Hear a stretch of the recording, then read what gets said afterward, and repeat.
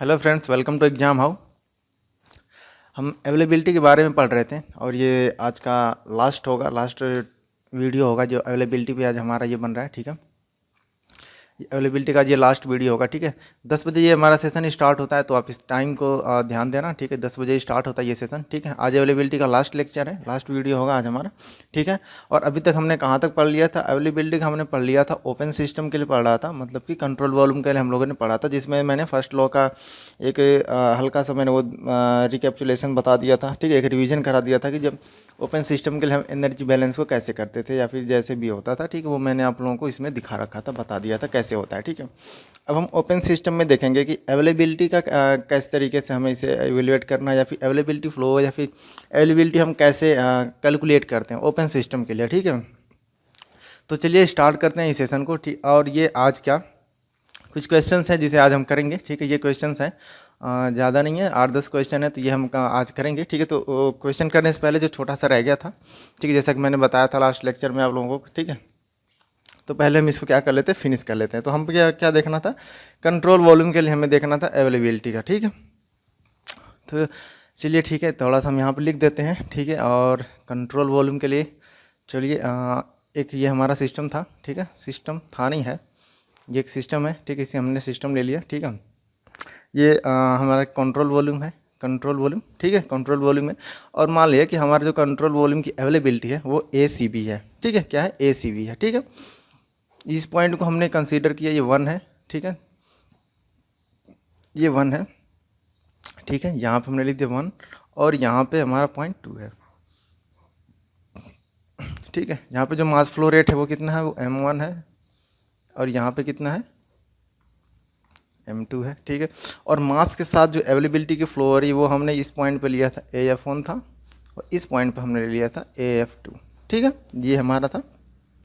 ठीक है, सिस्टम किसी भी एक हीट सोर्स से हम इसको इंटरेक्ट कराते हैं, और जो हीट का ट्रांसफ़र है जब सिस्टम में जो हमने हीट ऐड किया वो है आपका del Q divided by del T। ठीक है, डेल T, और जो सिस्टम से हमें वर्क मिलेगा वो है del W divided by del T। ठीक है, तो ये तो है हमारा नोमेनक्लेचर था। ठीक, और हमने इन्वायरमेंट का टेम्परेचर ले लिया T0। ठीक है, जो हमारा एक रेफरेंस टेम्परेचर है। AF1 क्या है और AF2 क्या है, इसका मैं यहाँ पे दिखा देता हूँ। AF1 क्या है, इसको हम ये कहेंगे स्पेसिफिक फ्लो अवेलेबिलिटी। ठीक है, स्पेसिफिक फ्लो, ठीक है, अवेलेबिलिटी। ठीक, स्पेसिफिक फ्लो अवेलेबिलिटी। तो ये तो रहा हमारा फिगर रहा, और इसका नोमेनक्लेचर रहा किस किस वर्ड का हम यूज करेंगे। ठीक है, तो ये तो हमने दिखा दिया। अब इसमें हम क्या करेंगे? एनर्जी बैलेंस को दिखाएंगे। एक्चुअली एनर्जी बैलेंस तो इसमें होगा नहीं, बट फिर भी कैसे होगा, कुछ एनर्जी के जो क्या डिस्ट्रॉय होगा वो हम आपको दिखाएंगे यहाँ पे किस तरीके से होगा। ठीक है, तो कंट्रोल वॉल्यूम के लिए हम बात कर रहे हैं DACV, जो भी चेंज होगा कंट्रोल वॉल्यूम का, जो अवेलेबिलिटी चेंज होगा वो किसके बराबर होगा? वो होगा आपका M1। ठीक है, availability flow F1 plus system में हमने जो हीट ऐड किया है, ठीक है, उसकी अवेलेबिलिटी, वो availability del Q divided by del T। ठीक है, 1 minus T0 divided by TH। ठीक है, TH क्या है? ये हमारा जो सोर्स है, और ये क्या है? इन्वायरमेंट का टेम्परेचर है। ठीक है, ये तो हमारा था जो हमने सिस्टम में क्या किया था? अवेलेबिलिटी ऐड किया था। ठीक है, ये मतलब सिस्टम में जा रहा था। ठीक है, एंटर था, माइनस ये हमें वर्क आउटपुट मिल रहा था, मतलब अवेलेबिलिटी क्या आउट हो रही थी, माइनस M2 AF2, ये क्या था? मास के साथ जो अवेलेबिलिटी बाहर जा रही थी। ठीक है, तो ये तो था हमारा, ये इसके इक्वल नहीं होगा। क्यों नहीं होगा? क्योंकि देखो हमने पहले ही पढ़ा था कि इस तरीके के सिस्टम में या फिर ओपन सिस्टम या फिर क्लोज सिस्टम में क्या होता है कि कुछ ना कुछ अवेलेबिलिटी क्या होती है? डिस्ट्रॉय होती है। ठीक है, तो इसको बैलेंस करने के लिए हम क्या करेंगे? Minus I dot. ठीक है, ये क्या? इरिवर्सिबिलिटी है। ठीक है, जो भी अवेलेबिलिटी का लॉस हुआ है हमने उसको यहाँ पे दिखाया। ठीक, और ये I डॉट क्या है? I dot nothing but T0 delta S universe.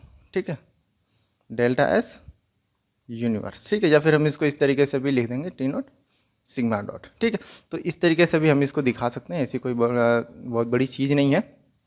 तो ये तो हो गया हमारा, ये अब इक्वेशन क्या हुआ? हमारा बैलेंस हो गया। अब हमें क्या फाइंड करना? हमें फाइंड करना अवेलेबिलिटी फ्लो। ठीक है, अवेलेबिलिटी फ्लो हमें फाइंड करना, ये चीज़ हमें, हमारा मोटिव है, इसे फाइंड करना है। ठीक है, अगर हम बात करें कि एक स्टडी स्टेट के लिए हम बात करते हैं, तो स्टडी स्टेट में क्या होगा कि ये जो क्वांटिटी है ये क्या होगी, गेट्स जीरो। स्टडी स्टेट की हम बात कर रहे हैं, ठीक है, स्टडी स्टेट की। तो जो हमारा AF1 और AF2 का जो डिफरेंस आएगा, मतलब AF2 minus AF1 equal to del Q divided by del M, ठीक है, इन ब्रैकेट ये हो जाएगा आपका 1 minus T naught divided by T H, ठीक है, minus del W divided by del M, ठीक है। तो ये तो ये हो जाएगा हमारा।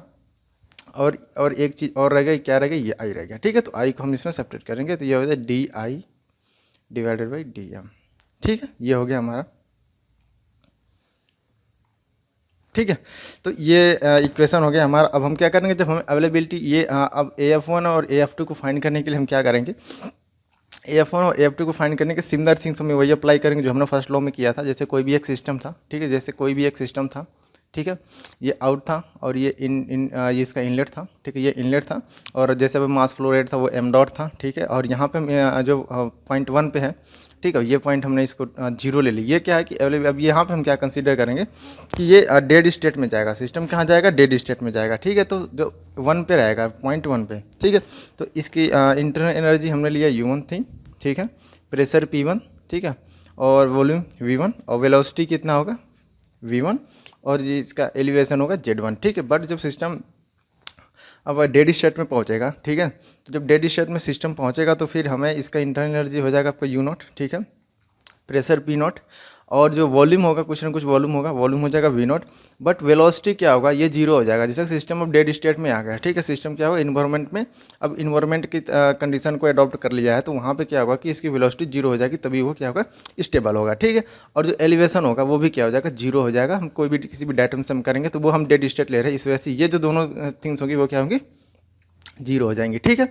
चलिए ठीक है, ये हमारा कंट्रोल वॉल्यूम है। और हम इसको क्या हीट ऐड करते हैं, कहाँ से, T0 से, सीधा इन्वायरमेंट से हमने इसमें हीट ऐड किया Q, ठीक है, Q नहीं del Q by del M करेंगे यहाँ पे, del Q by del M, ठीक। और जो हमें वर्क आउटपुट मिलेगा वो मिलेगा del W divided by del M, ठीक है। तो ये चीज़ें क्लियर हो गई हमारी, ठीक है। मास फ्लो रेट हमने यहाँ पे बस भूल गया था मैं, यहाँ से मैंने चले लिख दिया, ठीक है। अब हम क्या करेंगे, यहाँ पे की एनर्जी को हम बैलेंस करेंगे। कैसे करेंगे, यहाँ पे जो पॉइंट 1 और पॉइंट 0 को, ठीक है, जो डेड स्टेट में जा रहा पॉइंट, इसको हम बैलेंस करेंगे। तो ये कैसे होगा, U1 plus P1 V1 plus V1 square by 2 plus G Z1, ठीक है, प्लस हीट हमने ऐड किया del Q divided by del M, ठीक है।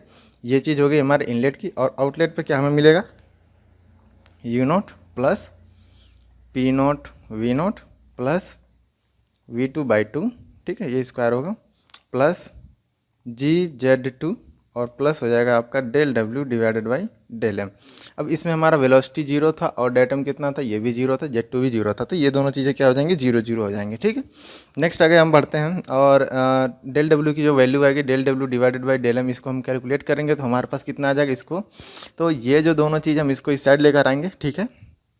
चलिए ठीक है, तो ये हो जाएगा हमारा H1 plus V1 square by 2 plus GZ1 minus H0 plus del Q divided by del M, ठीक है। H1 की वैल्यू क्या है, H1 की वैल्यू देखो, H1 की वैल्यू ये होगी, ये H1 की वैल्यू है, ठीक है, ये H1 है, और ये क्या है, H0 है, ठीक है। तो ये वैल्यू आपने ये चीज़ पुट किया है इसमें, ठीक है। ये इक्वेशन में इतना चेंज किया, बाकी हमने वैसे इसको छोड़ दिया है, ठीक है। अब हम देखते हैं कि जो सिस्टम और इन्वायरमेंट का जो एंट्रोपी का चेंज होगा वो कितना होगा, और वहाँ से हम क्या करेंगे कि del W by D M की वैल्यू को हम निकालेंगे, और फिर इसमें हम पुट के तब जाकर हम अवेलेबिलिटी फ्लो की वैल्यू कैलकुलेट करेंगे, ठीक है। तो पहले हम देखते हैं सिस्टम और सराउंडिंग का इन्वायरमेंट का जो एंट्रोपी में चेंज हुआ। तो S0 माइनस S1, ठीक है, जो पॉइंट 1 पे था, ठीक है, minus 1 upon T1 del Q divided by del M. ये क्या था, ये इन्वायरमेंट से हीट क्या हो रहा था, जा रहा था, ठीक है, मतलब हमने हीट सिस्टम में ऐड किया था, कंट्रोल वॉल्यूम में हमने क्या किया था, ऐड किया था। ये किसके इक्वल है, एंट्रोपी चेंज ऑफ यूनिवर्स, ठीक है, ये एंट्रोपी चेंज ऑफ यूनिवर्स है। और ये किसके वैल्यू इक्वल होती है, ग्रेटर देन इक्वल टू 0। अगर ये रिवर्सिबल है तो इक्वल टू 0, और अगर इरिवर्सिबल है तो ग्रेटर देन 0, ठीक है। यहाँ से हम del Q by del M की वैल्यू कितनी निकाल ली हमने, यहाँ से हमने del Q by del M की वैल्यू जो निकाला वो होगा less than equal to T naught S naught minus S one. ठीक है, ये है स्पेसिफिक एंट्रोपी है। ठीक है, इसलिए मैंने स्मॉल लेटर में लिखा है। ठीक है, अब हम इसकी वैल्यू क्या करेंगे कि ऊपर वाली इक्वेशन में हम पुट करेंगे, तो del Q by del M की वैल्यू को हम पुट करेंगे तो क्या होगा, del W divided by del M, ठीक है, is less than equal to H one minus T naught S one minus H naught minus T naught S naught plus V one square by two plus G Z one. ठीक है, तो ये चीज़ clear हो गई।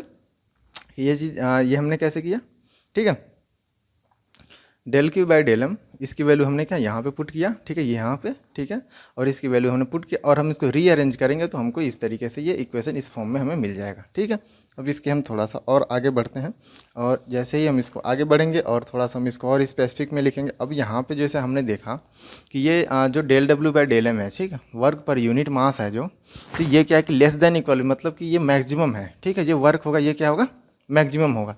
तो जो del W divided by del M, ये value क्या है, मैक्सिमम है। इस वजह से हम क्या करेंगे, इसको इक्वल का साइन लगाएंगे यहाँ पे और हम इसको लिखेंगे H one minus T one S one, ठीक है, माइनस एच नोट माइनस कितना था यहाँ पे,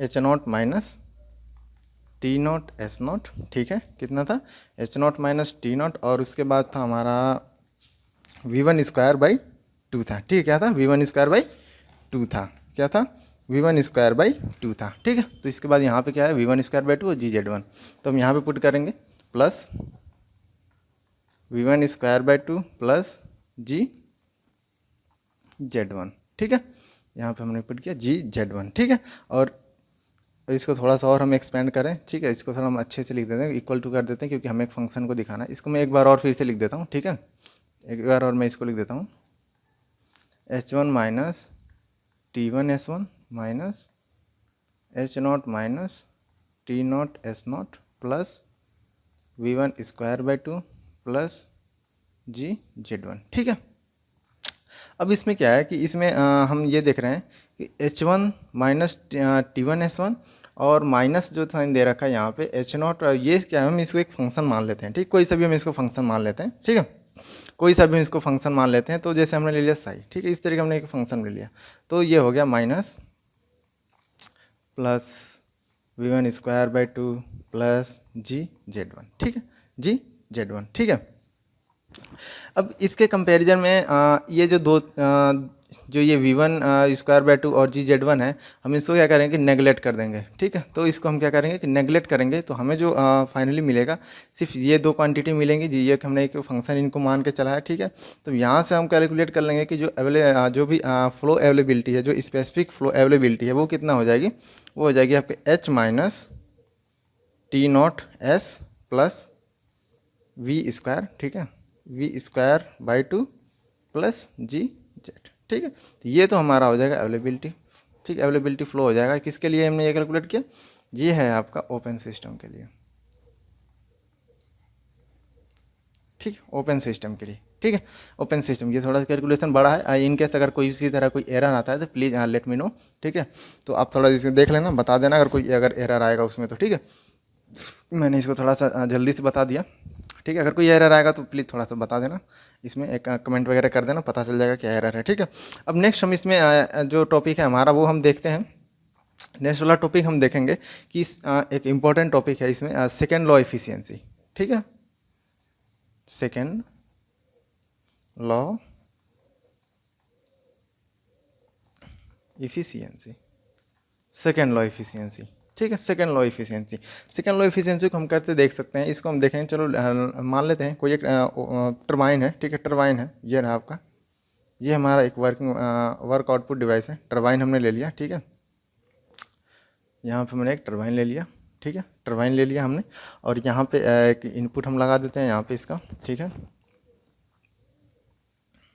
ये इनपुट है। ठीक है, और यहाँ पे क्या है, ये आउटपुट है। ठीक है, ये इनपुट हो गया, ये आउटपुट हो गया इसका। ठीक है, और इनपुट पे कितना है इसका, मान लेते हैं इंथैल्पी है H1। ठीक है, इनपुट पे, और आउटपुट पे कितना है इसका, H2 हमने ले लिया। ठीक है, और यहाँ पे हमने एक सेफ्ट लगा दिया जो कि क्या है कि ये वर्क प्रोड्यूसिंग डिवाइस है। ठीक है, तो ये हो गया हमारा। ठीक है, ओमेगा या फिर कुछ भी, ये वर्क हमें मिलेगा, तो वर्क कितना मिलेगा, del W divided by del M, ठीक है, ये वर्क मिलेगा। और ये क्या, हम इसको इंसुलेट कर देते हैं, ये क्या एडियाबैटिक सिस्टम, हम इसको, ठीक है, हम इसको एडियाबैटिक सिस्टम कंसिडर करते हैं, ठीक है। तो अब जब हमारे डेल एम हमें ये कितना मिल जाएगा, ये तो सिंपल सा हमें मिल जाएगा H1 माइनस H2 मिल जाएगा, ठीक है, H1 माइनस H2 हो जाएगा। एडियाबैटिक है तो यहाँ पे जो del Q by del M की जो वैल्यू हो जाएगी, ठीक है, वो क्या हो जाएगी, जीरो हो जाएगी। मतलब कि एडियाबैटिक के लिए क्या हो जाएगा, del Q divided by del M की वैल्यू क्या हो जाएगी, जीरो हो जाएगी, ठीक है, एडियाबैटिक के लिए।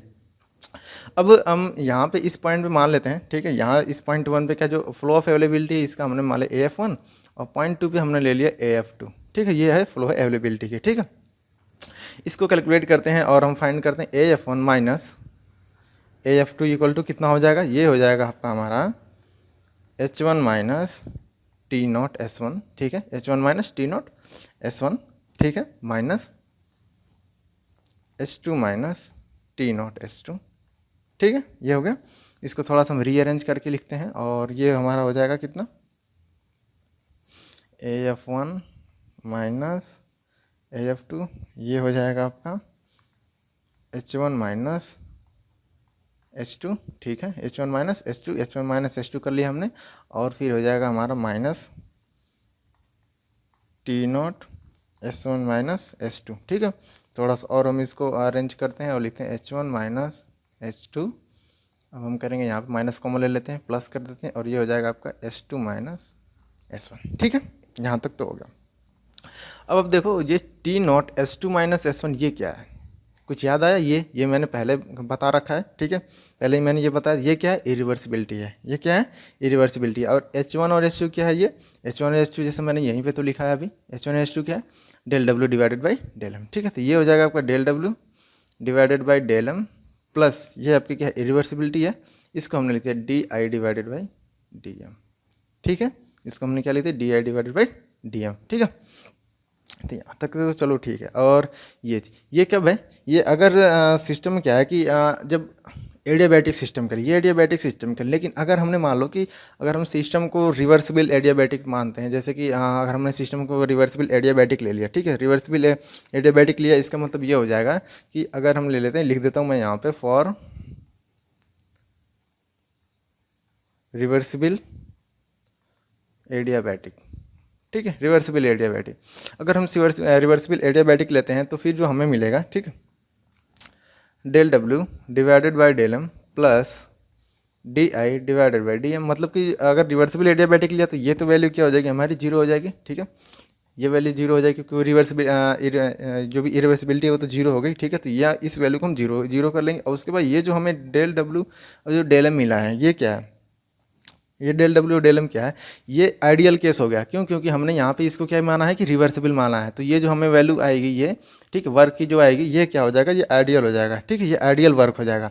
तो जो अवेलेबिलिटी फ्लो हमने फाइंड किया वो AF1 minus AF2 equal to del W divided by del M, ये क्या है, आइडियल है, ठीक है, ये क्या है, आइडियल है। और अब हम यहीं से फाइंड करेंगे कितना, सेकेंड लॉ ऑफ इफिशिएंसी। अब सेकेंड लॉ ऑफ इफिशिएंसी क्या कहता है, सेकेंड लॉ इफिशिएंसी के हिसाब से del W divided by del M actual divided by del W divided by del M ideal, ठीक है। अब एक्चुअल क्या होगा, एक्चुअल देखो, एक्चुअल क्या हो जाएगा कि अब जब हमने इसको रिवर्सिबल एडियाबैटिक नहीं लिया, ठीक है, सिस्टम सिर्फ एडियाबैटिक है, अगर हमने रिवर्सिबल केस नहीं लिया तो उसके तब क्या होगा कि जो डेल डब्ल्यू डी एम है, डेल एम है, ये क्या हो जाएगा, एक्चुअल हो जाएगा, ठीक है, तब इस समय क्या हो जाएगा, वो एक्चुअल हो जाएगा। फर्दर हम इसको और क्लासीफाई करते हैं, ठीक है, तो हमें मिलेगा 1 minus D I divided by D M divided by del W divided by del M, ठीक है। तो यहाँ से अब एक्चुअल ये कितना है हमारा, ये हमारा हो जाएगा आपका एक्चुअल, ठीक है। अगर हम इसको ऐसे लिखते हैं कि आइडियल, एक मिनट थोड़ा सा मैं साइड में करके बता देता हूँ कैसे हमने इसके लिखना है, ठीक है। अब हम इसको ऐसे कैसे, एक मिनट यहाँ यहीं पे मैं बता देता हूँ इसको, ठीक है। इसको हम कैसे इसको हमने फाइंड किया, इसको हम आपको बताते हैं कि del W divided by del M अगर हमें एक्चुअल निकालना है, ठीक है, तो ये कितना हो जाएगा, del W del M ideal plus minus D I divided by DM, ठीक है। तो ये जो ये एक्चुअल की वैल्यू है, अगर हम इसको DI/DM को इस साइड करते हैं तो ये क्या हो जाएगा आपका आइडियल, मतलब कि यहाँ पे जो हमें वर्क मिलेगा ये हमारा आइडियल हो जाएगा, ठीक है, ये आइडियल हो जाएगा। अगर हमने इसको रिवर्सिबल लिया तो ये क्या हो जाएगा, आइडियल हो जाएगा। अगर हम अगर रिवर्सिबल नहीं लेते हैं तो क्या हो जाएगा, हमारा एक्चुअल हो जाएगा। तो बस उसी चीज़ को मैंने यहाँ पे दिखाया, ठीक है। तो ये चीज़ है, ये थोड़ा आपको ध्यान देना, ये कैसे यहाँ पर आया, ठीक है। तो उसके बाद से तो ये क्लियर हो जाएगा, ठीक है, ये ठीक है। तो ये है हमारा सेकेंड लॉ ऑफ इफिशियंसी, ठीक है, ये सेकेंड लॉ ऑफ इफिशियंसी है, ठीक है। तो आज के लिए इतना तो हमारा कंप्लीट हो गया। अब इसके बाद कुछ रहा नहीं, उससे भी ये टॉपिक इतना ज़्यादा इंपॉर्टेंट है नहीं। तो अपार्ट फ्रॉम दिस अब हम थोड़ा सा जो भी हमारा जो रह गया था क्वेश्चन, ठीक है, अब हम क्वेश्चन को देख लेते हैं, जो भी थोड़ा सा क्वेश्चन रह गया था, ठीक है। तो उसके बारे में हम बात करते हैं। अब देखते हैं, ये हमारा क्वेश्चन है, question number 1, steel billet have 2000 kg, ठीक है। तो पहले हम लिख लेते हैं, मास कितना दे रखा है इसने, 2000 kg दे रखा है मास, ठीक है। और कूल फ्रॉम, इसको हमने ले लेते हैं कोई टेम्परेचर, हमने इसको ले लिया कितना, इसको हमने ले लिया T1 ले लेते हैं, इसको T2 ले लेते हैं, कुछ भी ले लेते हैं, ठीक है। इसको हम कुछ भी मान लेते हैं, T1 T2 कैसे भी मान लेते हैं, ठीक है। कूल फ्रॉम हो रहा है 1250 केल्विन से 450 केल्विन, द हीट रिलीज, ठीक है, जो भी हो रहा है, द एम्बिएंट टेम्परेचर दे रखा है इसमें 303 केल्विन, और स्पेस मतलब CP की वैल्यू भी दे रखा है, ठीक है, CP की वैल्यू दे रखा है 0.5, ठीक है, किलो जूल में दे रखा है, ये चीज़ थोड़ा ध्यान रखना, ठीक है। तो जो इसमें पूछ रखा है ना, द अवेलेबल एनर्जी, तो अवेलेबल एनर्जी के लिए तो मैंने फार्मूला बताया था, वो क्या बताया था, mCp 1 minus T0 divided by T dt, और हम इसको क्या करेंगे, इंटीग्रेट कर देंगे प्रोसेस 1 से 2 के लिए, ठीक है। क्या करेंगे, हम इसको इंटीग्रेट कर देंगे प्रोसेस 1 से 2 के लिए, ठीक है, इंटीग्रेट हमने कर दिया 1 से 2 के लिए, ठीक है। फर्दर हम इसको जब सॉल्व करेंगे तो हमें क्या मिलेगा, mCp T2 माइनस T1, ठीक है, T2 minus T1 minus T0 ln, ठीक है, T2 डिवाइडेड बाई T1, ठीक है, क्योंकि यहाँ पे क्या हो जाएगा 1/T1 है तो ln T2 बाई T1 आ जाएगा जब हम इसमें वैल्यू पुट करेंगे तो, ठीक है। तो ये तो हो गया हमारा, इसको हम क्या कर लेते हैं, ब्रैकेट में कर लेते हैं, क्योंकि mCp क्या आ जाएगा, ये इंटीग्रेशन से बाहर आ जाएगा, ठीक है। हम इसमें वैल्यू पुट करेंगे तो जो हमें मिलेगा, m की वैल्यू हम ये पुट कर देंगे, और m की वैल्यू हम इतना पुट करेंगे, CP की वैल्यू ये पुट करेंगे, T2 की वैल्यू हम पुट कर देंगे 1250, और T1 की वैल्यू हम पुट करेंगे 450, ठीक है। तो ये वैल्यू हम पुट करेंगे तो जो हमें आंसर मिलेगा वो कितना मिलेगा, ये 490.44 मेगाजूल के अप्रॉक्स आ जाएगा आपका, ये आंसर हो जाएगा हमारा, ठीक है। नेक्स्ट क्वेश्चन देखते हैं, the availability of a system at any given state, ठीक है, किसी भी स्टेट पे जो अवेलेबिलिटी होगी सिस्टम की वो क्या होगा, अब प्रॉपर्टी ऑफ द सिस्टम ये तो होता ही नहीं है, ठीक है। The maximum work obtainable as the system goes to dead state, ठीक है, चलो ये तो साइड में रखते हैं, हो सकता है ये सी दे रखा, the total energy of the system, ये भी नहीं होगा। अब ये देखा, the maximum useful work obtainable as the system goes to dead, अब यहाँ पे क्या दे रखा है, द मैक्सिमम वर्क ऑब्टेनेबल, तो ये नहीं होगा हमारा, ठीक है, ये होगा, मतलब कि ये जो मैक्सिमम यूजफुल वर्क होगा, जो मैक्सिमम यूजफुल, उसके लिए मैंने क्या बताया था कि जो मैंने मैक्सिमम वर्क बताया था वो बताया था मैंने W माइनस P dV, या फिर मैंने इसको बताया था कि V2 माइनस V0, ठीक है, मतलब कि V1 माइनस V0, ठीक है, इस तरीके से जो मैंने बताया था, एक जो पिछले वाले वीडियो में जो मैंने इस तरीके से बताया था, ठीक है, इसको मैंने यहाँ पे लिख दिया PdV, ठीक है। तो ये जो वर्क था ये तो टोटल वर्क था, अब PdV वर्क क्या था, जो सिस्टम था, सिस्टम खुद को एक्सपेंड करने के लिए इतना वर्क कंज्यूम कर लिया था, तो ये जो हमने फाइंड किया था ये यूजफुल वर्क था, ये जो था ये मैक्सिमम यूजफुल वर्क था, ठीक है। तो ये क्या है, यहाँ पे चौथा में देखो सेम लिखा हुआ है, the maximum useful work obtainable as the system goes to dead state, ठीक है, जब सिस्टम डेड स्टेट में जाता है, मतलब किसी भी स्टेट 1 से जब स्टेट 0 में जाता है, मतलब डेड स्टेट में जाता है, ठीक है, सिस्टम, तो उसके लिए, ठीक है। तो यहाँ तक तो चलो ठीक क्लियर है हमारा। इसके नेक्स्ट है हमारा, a heat reservoir 900 kg brought into contact with the ambient at 300 K for a short time, ठीक है, शॉर्ट टाइम के लिए, लिटिल बिट टाइम, ठीक है, during this period 9000 kilo joule of heat is lost by the heat reservoir, the total loss in availability due to this process, ठीक है। अब इसमें क्या है कि the heat reservoir during this period, अब इसमें availability, total loss of availability पूछ रहा है, ठीक है। तो इसमें क्या है कि इसमें देखो मुझे नहीं लग रहा है किसी तरह का कोई अवेलेबिलिटी का इसमें लॉस होगा, ठीक है, एक बार आप इसे सॉल्व करना है आपको, ये जरूर मिल जाएगा, इसमें किसी तरह कोई अवेलेबिलिटी लॉस नहीं होगा। तो मे बी ये आंसर इसका सही होना चाहिए, ठीक है, क्योंकि देख लो इसमें जो हीट रिजर्वायर 900 के, ठीक है, और एम्बियन का 300 के दे रखा है, ड्यूरिंग द पीरियड 900 के किलो जूल क्या हो रहा है कि ट्रांसफर हो रहा है रिजर्वायर से, ठीक है। तो इसमें क्या है कि कोई अवेलेबिलिटी का इसमें लॉस होगा नहीं, जितना पहले रहेगा इनिशियल का रहेगा, ठीक है, वही कितना रहेगा फाइनल में भी रहेगा। ठीक है, तो एक बार इसको देख लेना, खुद से कर लेना, ये आज ये होमवर्क रहेगा। ठीक है, ये होमवर्क रहेगा। नेक्स्ट है, ठीक है, अब इसी ये वाला जो क्वेश्चन है, सिमिलर क्वेश्चन ये वाला भी है। ठीक है, उसी तरीके से। ठीक है, तो चलो मैं उसको नहीं बता, इसको मैं जरूर बता दूंगा। ठीक है, इसको मैं सॉल्व कर दूंगा कि ये कैसे होगा। ठीक है, अब इसमें देखो दो प्रोसेस दे रखे हैं, हम चलो मान लेते हैं प्रोसेस ए यहाँ पे कर लेते हैं और प्रोसेस बी हम यहाँ पे कर लेते हैं। ठीक है, अब इसमें क्या है, हीट सोर्स 1200 के, लॉसेस 2500 किलो जूल। ठीक है, और सिंक का टेम्परेचर कितना 800 के। तो इसका हम अवेलेबिलिटी चलो निकालते, इसकी अवेलेबिलिटी हम निकालेंगे तो कितना हो जाएगा 2500। मैंने बता रखा था ना अवेलेबिलिटी कितना होता है, ये होता है Q1 माइनस T0 अपन T1। ठीक है, या फिर अगर आपका T1 से T2 जा रहा है तो हमने कितना लिखा था T1 अपन T2। ठीक है, इस तरीके से हमने क्या किया था, इसको कैलकुलेट किया था। ठीक है, तो मैं सीधा वैल्यू पुट कर देता हूँ, यहाँ पर हमने लिख दिया। ठीक है, 2500 1 माइनस 800 डिवाइडेड बाई 1200 होगा, मैं T लिख रहा हूँ यहाँ पे, कितना होगा यहाँ पे 1200। ठीक है, तो ये बेसिकली क्या होता है कि ये कार्नोट इफिशियंसी होती है। ठीक है, ये कार्नोट इफिशियंसी होती है। ठीक है, तो इसको जो हम सॉल्व करेंगे तो जो हमें क्या मिलेगा 833.33। ठीक है, ये किलो जूल, ये अप्रॉक्स हमें इतना वैल्यू इसकी फाइंड होगी। ठीक है, बी वाले की हम बात करते हैं, तो बी वाले की हम बात करते हैं तो इसको मान लेते हैं A2। ठीक है, और इसको जब हम सॉल्व करेंगे तो ये आ जाएगा आपका कितनी किलो जूल कैलोरी है, ये जा रहा है, ये 2000। ठीक है, किलो जूल 1 माइनस टेम्परेचर आपका 500 डिवाइडेड बाई 800। ठीक है, इसको जब हम सॉल्व करेंगे तो कितना आ जाएगा हमारा 750 किलो जूल। ठीक है, और क्वेश्चन में क्या पूछ रखा है, which of the following process 1 is more irreversible than process 2। ये तो नहीं होगा। ठीक है, प्रोसेस 1 की अवेलेबिलिटी कितना ज़्यादा आ रही है, इसका मतलब ये क्या है कि कम इरिवर्सिबल है। ठीक है, प्रोसेस 1। अब ये प्रोसेस 2 क्या, मतलब बी वाला जो ऑप्शन है ये क्या दे रखा है, बी यहाँ पे जो प्रोसेस 2 है ये ज़्यादा इरिवर्सिबल है। ठीक है, तो process 2 is more irreversible than process 1, ये वाला हमारा क्या होगा, सही होगा। ठीक है, ये वाला जो हमारा क्या होगा इसमें सही होगा। ठीक है, ये सही होगा, बी ऑप्शन हमारा सही होगा। नेक्स्ट है availability function for a close system is express set. ये तो मैंने कितनी बार बता रखा है, इसका तो ये दिख रहा है। ठीक है, यहाँ पे सीधे अवेलेबिलिटी फंक्शन मैंने कितना बताया था, U plus P0V minus T0S। ठीक है, इतने ऐसे मैंने बताया था अवेलेबिलिटी फंक्शन। ठीक है, तो ये होगा हमारा ए। सिमिलर वैसे ही है क्या ये भी। ठीक है, एकदम उसी की तरह है। If U T V S and P refer to inter energy temperature. ठीक है, दिस दैट ये सारा दिया हुआ एंड इस subscript 0 refer to environmental condition availability function for a close system. ये भी मैंने बता रखा था यू प्लस पी, हाँ ये होगा ए होगा। ठीक है, इसका भी क्या होगा ए ऑप्शन सही होगा, इसका भी ए ऑप्शन सही होगा। एक बार आप फिर से देख लो ये ऑप्शन क्या है, ये ऑप्शन सही होगा। ठीक है, ये अवेलेबिलिटी फंक्शन के बारे में बात कर रहा है।